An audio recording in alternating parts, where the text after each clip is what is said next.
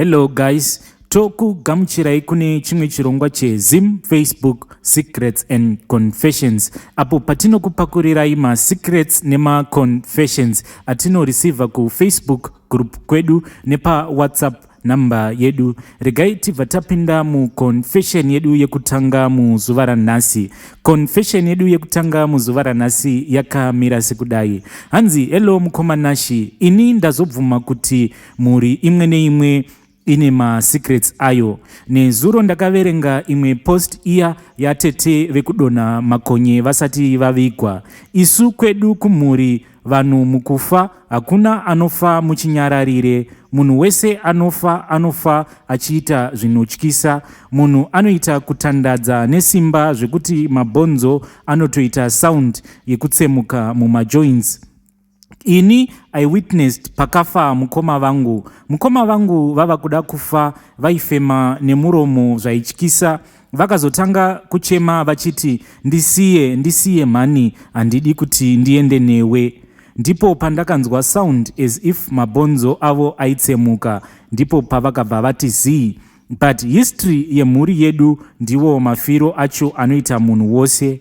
Ndakambonzwa kuti vamwe sekuru vedu mafiro avakaita Pampilo Hospital hanzi vakafa zvinotyisa. Hanzi manesi akapedzisira atiza, munhu achiita as if ari kusumudzwa kubva pamubhedha nezvinhu zvainga zvisingaonekwi. Vamwe bamunini vangu hanzi pakazotodanwa sawira wavo hanzi akazototi konai gari, ko ukadai vana vanosara vachiti kudii. Hanzi bamunini vangu vaichema vachiti vanhu ava vatorodza mapanga, vanhu ava vatogadzira pekusasika nyama yangu. Hanzi bamunini vaichema vachiti tarirai hari iri pamoto ine mvura yekubika matumbu angu, mvura iyi yatoboila. Hanzi vakazochema vachiti ndiri kuzvuviwa kani, ndibatsirei. Ndipo pavakabva vangoti zii, apa hanzi vainge vakazviruma rurimi vakavhura maziso. Zvinhu izvi ndikazvifunga ndinonzwa ndichitya rufu rwangu.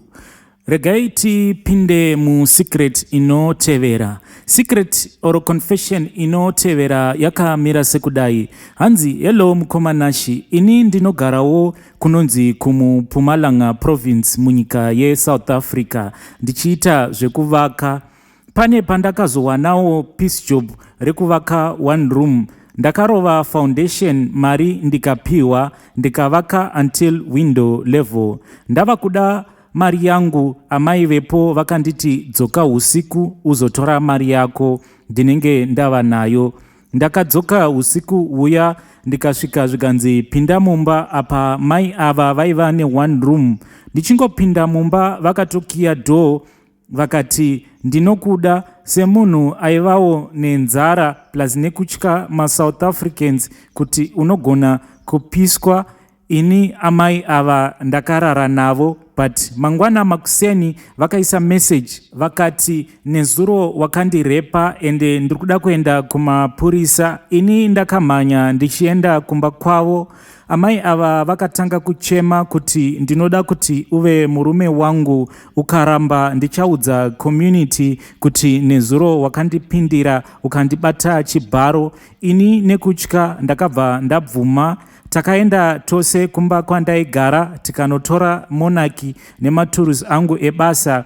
Iko zvino amai ava ndava kugara navo, asi pane pandiri kurova peace job yekukanya zvitinha. Ndiri kufunga kuti ndikapedza peace job iyi ndobva ndatiza. Regai tipinde mu-comment section tione kuti makamira sei. Hanzi naFiji, tiza mwana wa amai vangu nguva ichiripo. Zvikanzi naBright, nzara ndiyo inonetsa mambuya emuno, vakabata kamari vakutamba makasa. Shamwari, ukasangwara uchanyudzwa, tsvaka mari urove pasi. Zvikanzi neumwe, tizaiwe otherwise uchapedzisira wasungwa. Zvikanzi neumwe, dai watiza nguva ichiripo, nekuti muSouth Africa mune problem yekuti munhukadzi akangofona akati ndarepwa, polisi inobva yasvika ipapo. Regai tipinde mune imwe confession.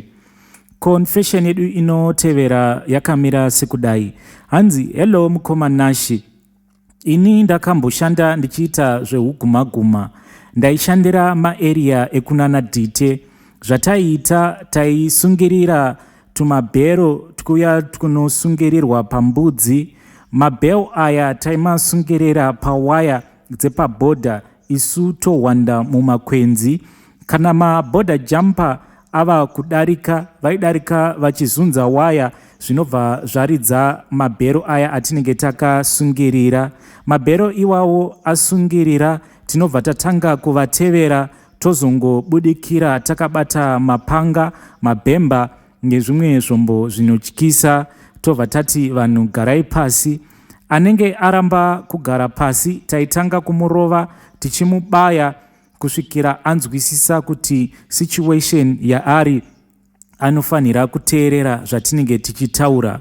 Munhu wese taimubvisa hembe, vakadzi taisecha mari tichiisa zvigunwe even kunzvimbo dzavo dzakavanzika, nekuti kune vakadzi vaiita zvekuhwandisa mari munhengo dzavo.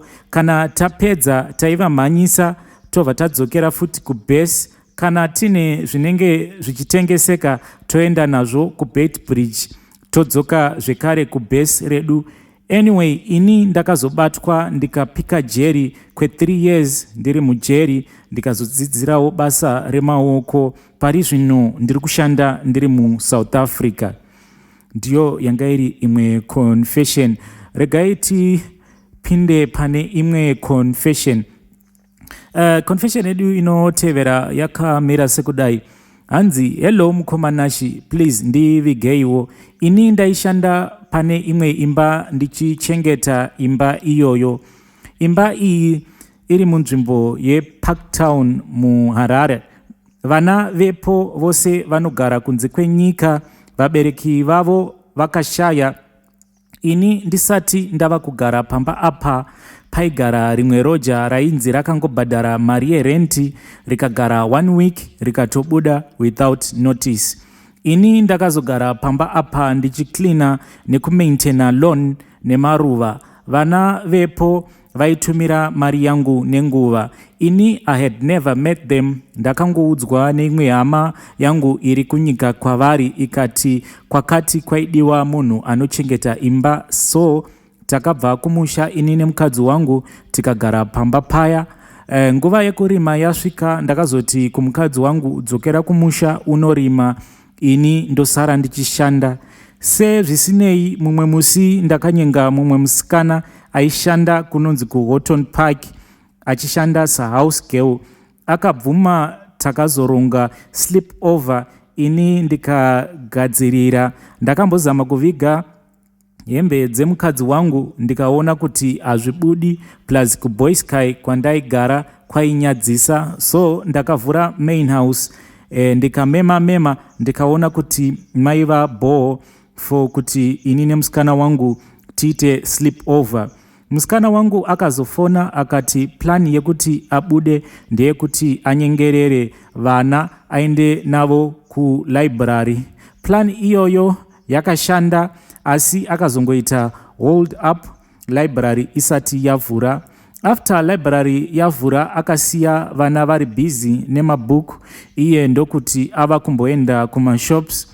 Paakandiudza kuti ava kuuya, ndakaita ndichahaya mota kuti ndikasike ndamutora, because ndainge ndotarisa chiringa zuva ndikaona kuti nguva yainge yatisiya, plus chef vainge vakatsamwa mubhurugwa sezvo ndainge ndanwa mugondorosi.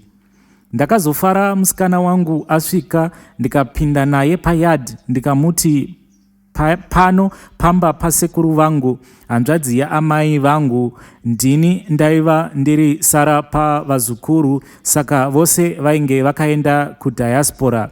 Takapinda mumba tikatamba mutambo wedu kubva mukitchen, mudining. Musikana wangu akazotopfeka hake apron, apa asina chimwe chainge akapfeka pazasi peapron.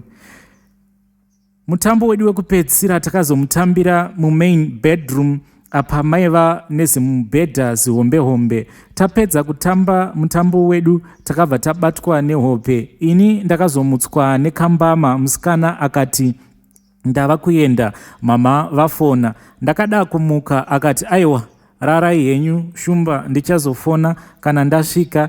Ini ndakabva ndabatwa nehope. Ndakazopeputswa nenzara ndikaenda kukitchen ndikakokota zvainge zvasara mupoto, ndikanwa mvura ndikadzokera hangu mumain bedroom.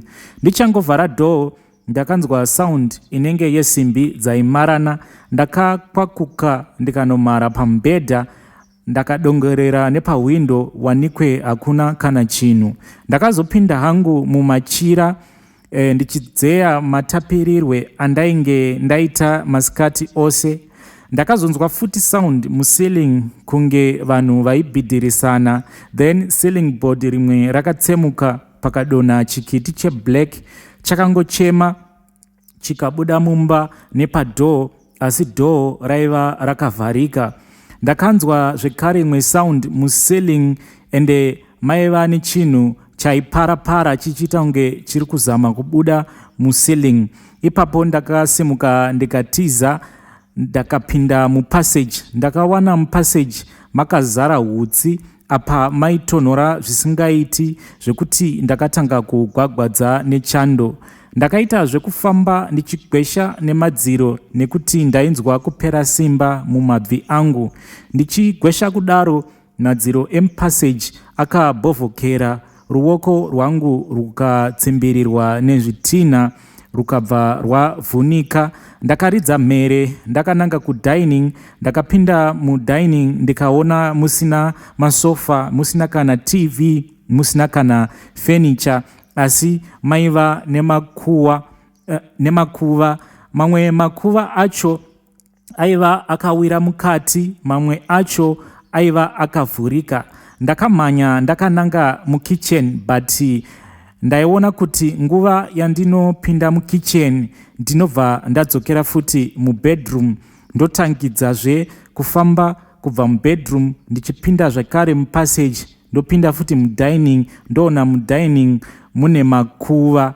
Ndakazopepuka ndichinzwa vanhu vaidarika vachiti, konhai vanhu vanonwirei twumbwa kana twuchivadai, ko munhu ukapondwa unoita sei? Ndakazvitarisa ndikaona ndakapfeka boxer short chete, ndakazara chena. Ndakapinda muyard ndikamhanya ndakananga kuboy sky. Ndikatora bhegi rangu ndikananga kumbare, ndikabata bhazi rekumusha. Mukadzi ndikamuudza kuti Pamba paya pazosvika mapurisa, hanzi vanhu vepo vanoita zvekuchekeresa vanhu. Apa ndaiva ndakaparwa muviri wose. Regai tiende pane imwe confession. Confession inotevera yakamira sekudai.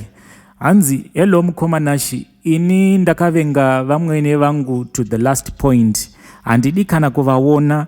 Ndikangonzwa kakunhuhwa, I know kuti havapedzi wiki vasina kuti gogoi pamba pangu.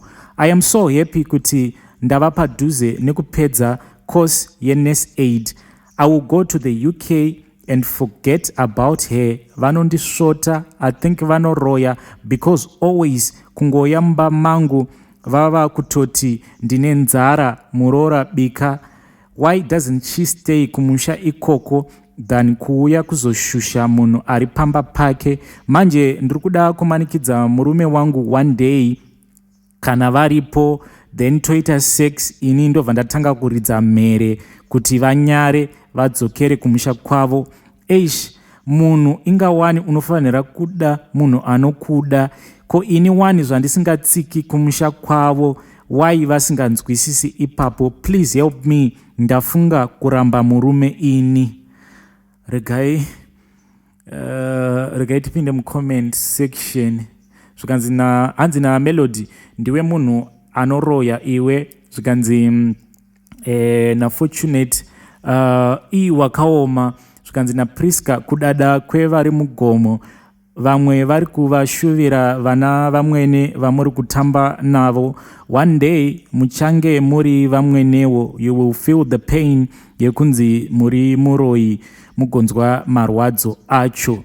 Zvikanzi najudge newewe uchaita amwene.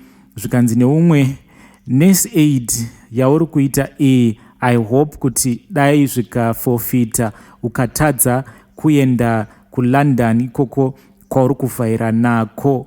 Regai titsvake imwe confession inotevera yakamira sekudai. Hanzi, hello mukomanashi, ini ndakauraya kiti yemuIndia wandinoshandira nemistake. Zvakaitika sekudai. Kiti iye ndaifanira kuipa fresh milk makuseni nemanheru. So pane umwe mushonga wandainge ndashandisa makuseni acho. Mushonga uyu wakabva wadonhera mukandiro kanonwira kiti iya. Ini ndisati ndagadzirisa dambudziko iri, muIndia wacho akabva apinda mandaiva ndiri, akabva atanga kupopota achiti, you are very lazy, why are you not working? Ini ndichibva ndatanga kuita rimwe basa. Later on ndakazoona kiti iya yava kunwa mukaka uya wakasangana nepoison. Kakitsi aka kakazofa. Later that day ndikatora ndikanokakanda kumabin. Manje muIndia uyu ava kugara achingobvunza kiti yake. Takatombofamba door to door tichitsvaka kiti iyi. So mubvunzo wangu uri kuti, ndomuudza here muIndia uyu kuti ndakauraya kiti yenyu nemistake, madam, please help me. Comment section yakamira sekudai. Hanzi namai B, dai wakamuratidza musi wacho, now nyaya inozokura. Zvikanzi neumwe nyarara. Zvikanzi naCosten, kana une mari yemaloya anozokumirira wava mujeri, muudze. Asi ukamuudza uchaiona ndondo yacho. Zvikanzi neumwe unopenga wakadi kumuudza musi wawauraya kitsi iyi. Regai tiende pa confession inotevera. Confession yedu inotevera yakamira sekudai. Hanzi, hello makadi admin, ini ndinoda kureurura kuti ndiri kudanana naamainini vangu munin'ina wemudzimai wangu. Ini nemukadzi wangu taigara tichinetsana, saka one day I told mainini kuti ndafunga kuzviuraya because of life yandinoraramiswa nasisi venyu. Mainini vangu called me vakati, bamukuru muripi? Ndiri kuuya ipapo. I told her kuti tisangane muJoburg because ndaibva kuDurban netruck on route to Messina. Takasangana namainini muJoburg. Mainini vakati, bamukuru ndatokumbira off kubasa, ndoda kuva sure kuti you are going to be okay. Ndakadriver from Joburg ndava muNelspruit. Ndakati ndava kumbozorora, I was tired and also stressed. Ndakaenda kumubhedha, mainini vakasara vakagara passenger seat. To my surprise ndakazoona mainini vava kuuya kwandainge ndiri vakangopfeka only a pant. Vakati, let me comfort you. Kubva that day kana vari free, amainini vanofamba neni tichiita bonde. So dambudziko rangu rava pakuti mainini vava kuti, bamukuru, zvamakandiita musi uya makatondichembedza. Nyaya yavapo, mava kufanira kundiroora, otherwise ndichaenda kuZimbabwe ndotizira kumusha kwenyu. Mubvunzo wangu kwamuri macousins ndewekuti, ndoitawo sei? Ndoudza here mukadzi wangu? Regai tipinde mucomment section. Zvikanzi na King, pawaizviita waizvibiga, ko apa zvaita sei? Muudze mudzimai wako zvisati zvanyanyoshata. Zvikanzi ndo basa renyu matruck driver. Zvikanzi naPhineas, roora munhu. Zvikanzi naClifford, iwe ndiwe wakada kuroora mainini, handiti. Zvikanzi naKilborn, vakatapirirwa mainini chipedzisa nhau dzako. Regai tiende muconfession inotevera. Confession inotevera yakamira sekudai. Hanzi hello mkomanashi, ndikandirewo nyaya yangu mugroup. Nyaya yangu yakamira sekudai. Ini ndine makore 22, ndakarorwa ndine 18 years. Ndo pandakatanga kugara nemurume wangu. Asi pasina gore ndakazobata kuti murume wangu anga ane mumwe mukadzi aigara kuHarare. Ndakangobata ari message. Mukadzi wacho anga atova nepamuviri. Ini ndakamubvunza asi akangoramba. Even vamwene vangu natete vangu vakazviramba. Vakasvika pakuzorora mukadzi uya, ini ndichingovanzirwa kusvika anobatsirwa mwana mukomana. Ini ndaingonzwa nemakuhwa. Iniwo ndakanonoka kubata pamuviri zvekuti vana vedu vakasiyana negore ne2 months. Nekufamba kwenguva takazosanganiswa kumusha, ndopandakatanga kuona kuti ichokwadi. Achiti akarara murume wangu aiti akarara murumu mangu, mangwana orara murumu mamainini. Izvi zvakandirwadza veduwe. Takatora nguva tisingawirirani ini namainini kusvikira ndazoona kuti mainini hapana chavaiziya, vainge vakangonyeperwawo nemurume wangu. Murume wangu achivaudza kuti ainge asina mukadzi. Takazosvika pakuwirirana ini namainini zvekuti tainge totoshanyirana tichidyidzana. Nerimwe zuva mainini vakazouya vakarara kumba kwangu. Taifunga kuti baba havasi kudzoka, asi baba vakazodzoka. Then tisati tarara mainini vachibva vati kuna baba, chindiperekedzai kumba, asi baba vakaramba. Mainini vakati ini handikwanisi kuenda ndoga, uyezve handikwanisi kurara pasi. Tichibva tarara tese pamubhedha. Baba vakabva vatobvisa hembe dzavo, vakati bvisai hembe. Takabvisa hembe, vakabva vadzima light, vakatanga kundibata-bata, but ini ndaitonyara kuti ko baba ava vari kuda kuita sei futi. Vakazotoguma vave pamusoro pangu, vakatanga kuita bonde neni kusvika vapedza. Vachingoti gare gare, ndakaona avo vave pamusoro pamainini, ngoma ikava ndiyo. Ini ndakarwadziwa nezvainge zvaitika kusvikira ndabuda mumba macho. Ndinokumbirawo kubvunza kuti nai zviriko here izvi veduwe, ndoitawo sei? Please don't forget to hide my identity. Regai tipinde mu comment section. Comment section rakamira sekudai. Hanzi na Faith, barika ndichaita kana ndafa, as long as ndiri mupenyu ndinogara ndiri single kana zvanetsa. Zvikanzi na manjenjeje, barika mukore uno. Zvikanzi na Miranda, ndiyo yacho inonzi 3 zvikanzi na Naomi, pakaipa. Zvikanzi na Martha, ko iwe paitwa mainini unoti vainzwa sei? Regai tipinde mu confession yedu inotevera. Confession yedu inotevera yakamira sekudai.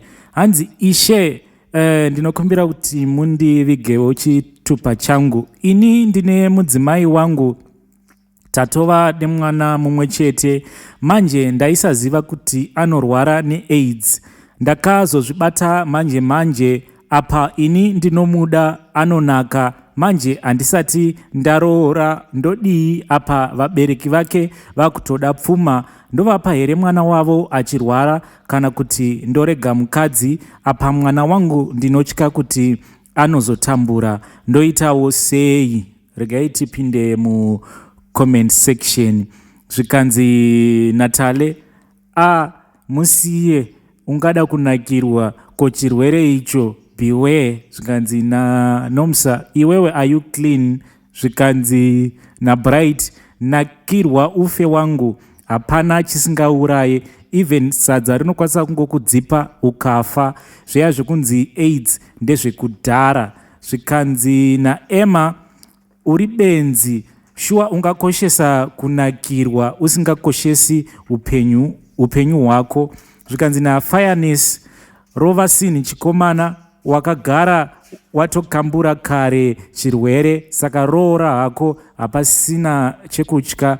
Zvikanzi narangarirai, sei wafunga kuroora guva iwewe shuwa ungafunga kuroora guva nekuda kunakirwa une pfungwa dzemwana mudiki zvikanzi neumwe mose muri kutuka hamuzive here kuti mazuva ano kwava nemapirits eHIV. You can actually marry someone ane HIV iwe usina, mukatoraramisana kwenguva refu. Regai tipinde mune imwe confession. Confession yedu inotevera yakamira sekudai. Hanzi muri sei mukomanashi, post me as Heidi. Handizive kuti yangu confession here or secret. Ndakavenga mukoma wangu wandinoberekwa naye, anotondibohwa chaiko. Zvaakaita handisi kukwanisa kumuregerera since 4 years back, uye ndinotonzwa sekuti ukama hwedu ndipo pawakaperera. My story goes on like this. I'm a lady, 22. I am in South Africa. So I was form 2 muna 2016 pandakasangana ne this guy aiuya kumasports pachikoro pedu, and this guy was my brother's friend.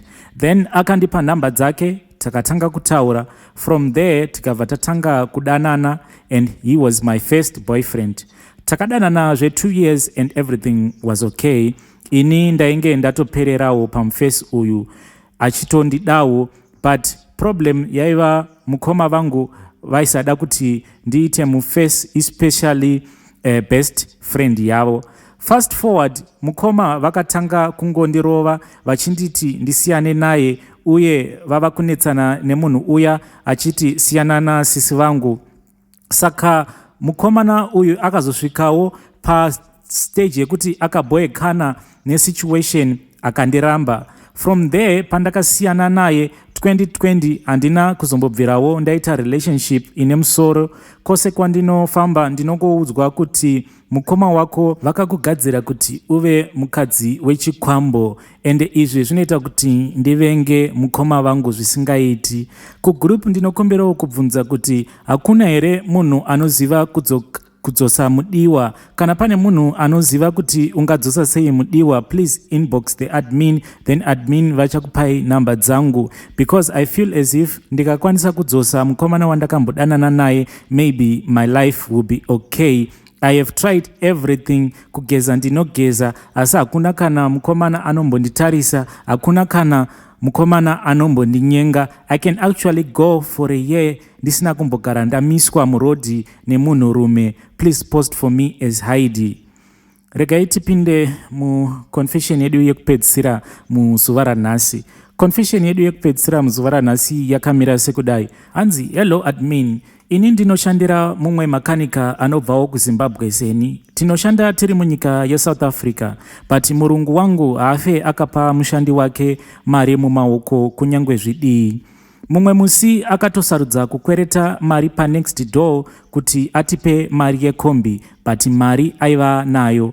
Musi wepay munotanga mambonzi hapana mari, but kana zuva rava kurereka ozoti ndawana mari, quickly mobva mapiwa salary yenyu. Sometimes anozotouya nayo kumba kwako kwatosviba, anouya nemari yacho. Ini kubva zvandamushandira handisati ndambotambira pay yangu kwakachena, anotosarudza kubuda ozodzoka kwava kuda kusviba paworkshop kuti akupei pay yenyu kunze kwasviba. Please post for me.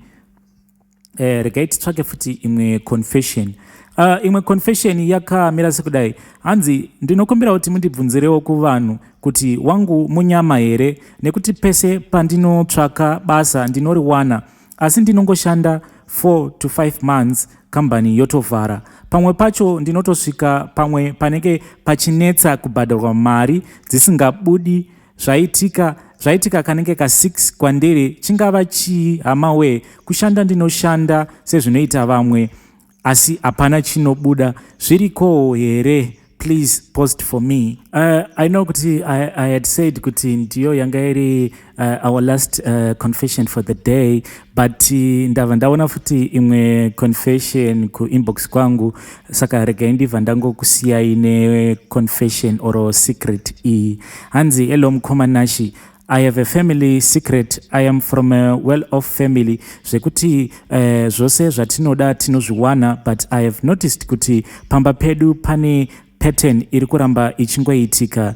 Vasikana 4 now vashanda pamba pedu vari kungochema nekurwadziwa nemazamu, but ivo vanoti mazamu awa anotanga kurwadza pavanotanga kushanda pamba pedu. What I have noticed ndechekuti at first musikana webasa anotanga achidiwa nemaparents angu, but in the end anozobatwa rafu zvekuti musikana webasa anopedzisira atiza ega. Mainini vangu, my mom's young sister, vakatombobvunza kuti ko hamutye here kubirwa the way yamuri kuchinjanisa nayo mamaids.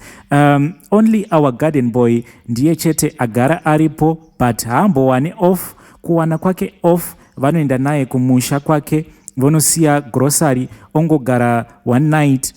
My parents vobuka guest house kudhuze nekumusha kwa garden boy, then early in the morning vanoenda vonomutora vobva vadzoka naye. I asked my mom kuti why garden boy wedu asingambowane off. My mom vakati basa repano rakawandisa, please mukomanashi post for me, is this normal or what?